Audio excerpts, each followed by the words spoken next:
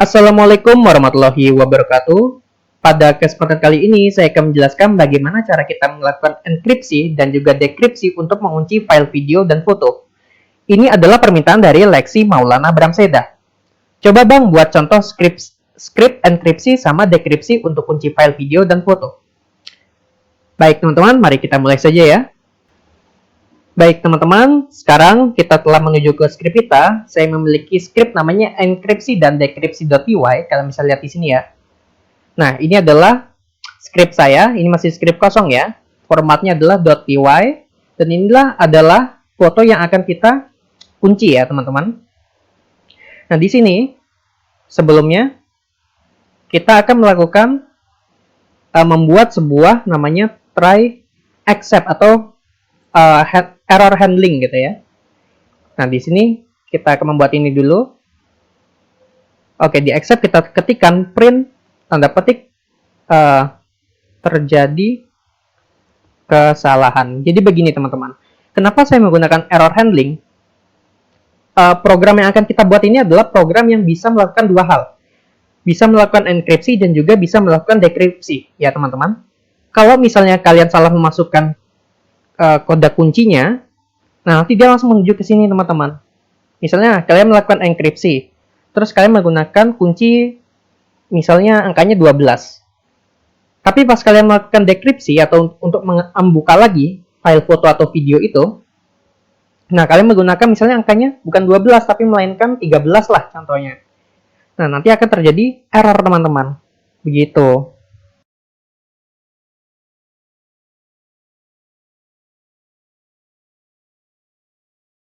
Oke, kita lanjutkan ya teman-teman. Di sini kita akan mengetikkan sebuah variabel namanya path adalah input, buka kurung tutup kurung, kita ketikkan R, titik 2, seperti ini ya teman-teman. Mohon maaf, bukan titik 2, tanda petik, mohon maaf ya. Di sini saya ketikkan di dalamnya yaitu path, titik 2, spasi. Kenapa saya menggunakan R? Oke, di sini saya jelaskan. Ketika kita melakukan sebuah print, misalnya saya ambil dari sini ya, saya copy,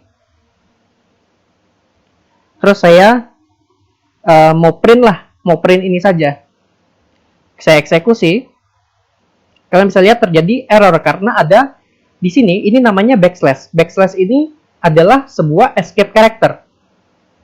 Nah, escape character itu seperti apa? Contohnya misalnya melakukan backslash n, terus saya ketikkan halo. Nanti kalian bisa lihat, nah di sini ada backslash n, yaitu sebuah enter. Enternya itu adalah sebuah escape character teman-teman.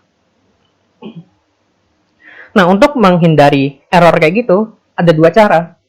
Kalian bisa menambahkan r di sini, yang artinya read ya ini ya. Kalau misalnya saya eksekusi, bisa ya, tuh, kebaca kan? Atau di setiap garis backslash-nya itu kalian tambahin lagi backslash seperti ini. Terus kita eksekusi. Nah, kalian bisa lihat ya. Di sini hanya ditampilkan backslash-nya yaitu satu doang. Begitu teman-teman. Karena backslash itu adalah sebuah escape character. Jadi kalau misalnya kalian nggak pengen menambahkan satu persatu seperti ini, kalian harus menggunakan sebuah R ini, yaitu read gitu ya. Oke, di bawahnya kita akan membuat sebuah variabel namanya kunci yang merupakan sebuah integer, buka kurung tutup kurung, di dalamnya kita masukkan input, buka kurung tutup kurung, tanda petik, kita berikan kunci, titik 2 spasi, seperti ini ya teman-teman.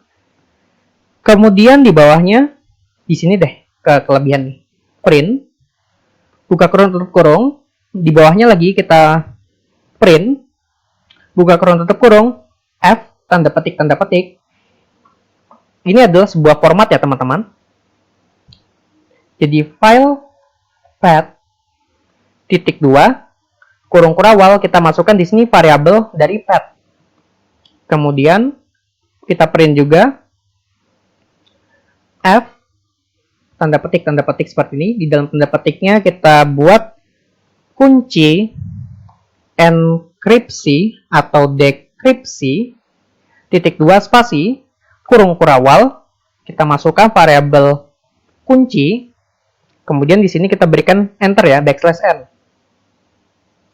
Untuk menghemat, ini nggak perlu ya. Kita hapus, di sini deh kita berikan \n. Oke, di bawahnya kita akan membuat sebuah variabel namanya file yang merupakan sebuah open, buka kurung tutup kurung, variabel dari path, tanda petik, rb. Jadi, variabel file ini akan membuka ya dari jalur yang sudah kita tunjuk ini dengan melakukan yaitu namanya read binary. RB ini adalah read binary. Lalu kita akan membuat sebuah variabel data yang merupakan file.read. Nah, ini akan membaca variabel filenya itu. Kemudian file.close kita tutup lagi. Kan setelah kita buka nanti kita akan tutup biar tidak terjadi penumpukan gitu ya teman-teman. Nah, di bawahnya saya akan membuat variabel data lagi. Ini datanya nggak apa-apa ya, karena kita akan mereplace data yang sebelumnya. Nah, di sini saya akan membuat sebuah variabel data yang akan mengubah variabel data ini menjadi sebuah byte array. Buka kurung tutup kurung, kita masukkan variabel data. Nah, di bawahnya for index, nilai in enumerate, buka kurung tutup kurung, kita masukkan variabel data yang ini ya. Yang sudah terbaru, titik 2, kita ketikkan data, kurung kotak, index adalah nilai, di sini menggunakan tanda pangkat seperti ini ya teman-teman. Kalau di laptop saya gunakan shift sama nomor 6. Jadi tombol shift sama 6, nanti akan menghasilkan ini. Nilai, oh ya, ini adalah bitwise ya, atau exclusive OR, kalau misalnya di Python dibilangnya gitu sih, seingat saya ya.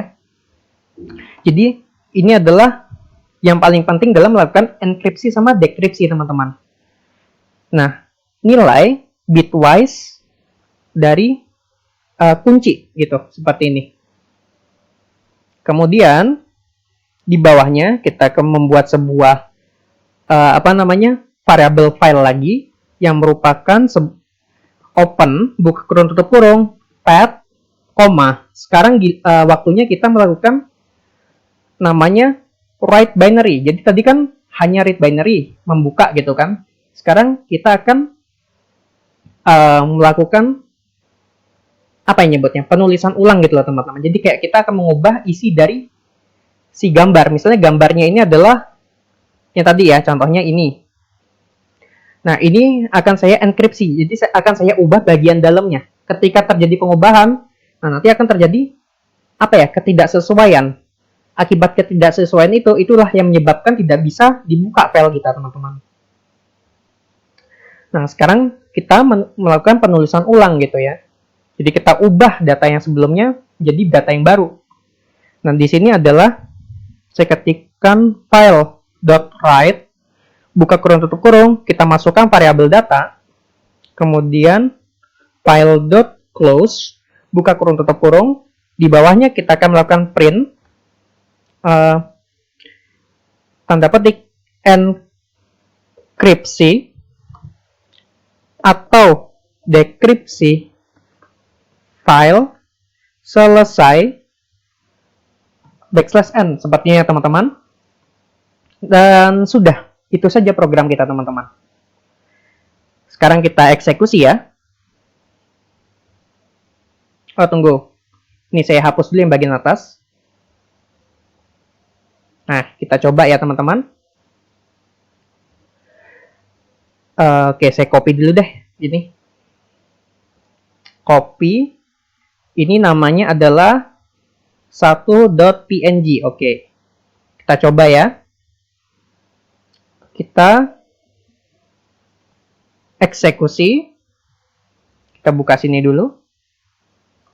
Oke, kita masukkan sini. 1.png, kemudian enter. Kuncinya misal nih bebas aja ya, misalnya 30 lah. Kemudian saya klik enter. File path ini kunci enkripsi atau dekripsi itu adalah 30, enkripsi dekripsi filenya selesai. Sekarang coba ya. Saya buka.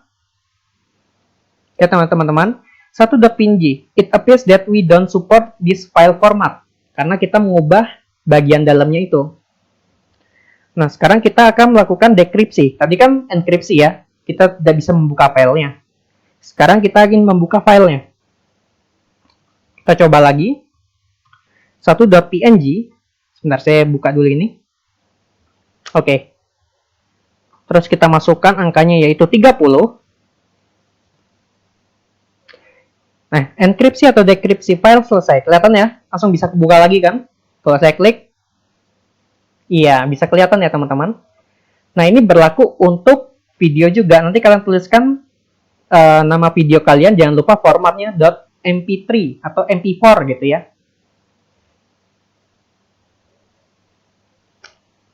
Baik, itu saja dari saya.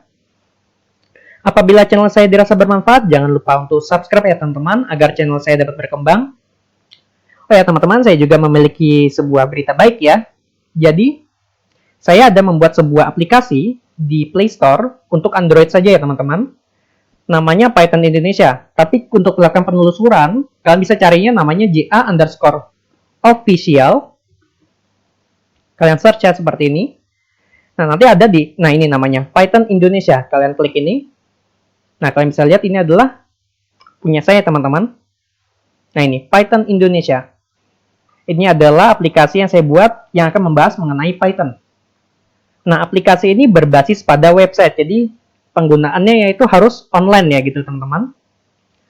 Tapi kelebihannya, ketika ada update terbaru, kalian tidak perlu mengupdate lagi. Jadi, cukup sekali install saja. Nanti ini akan otomatis melakukan update kalau misalnya ada perubahan dari konten yang saya buat gitu teman-teman. Ini ya contohnya.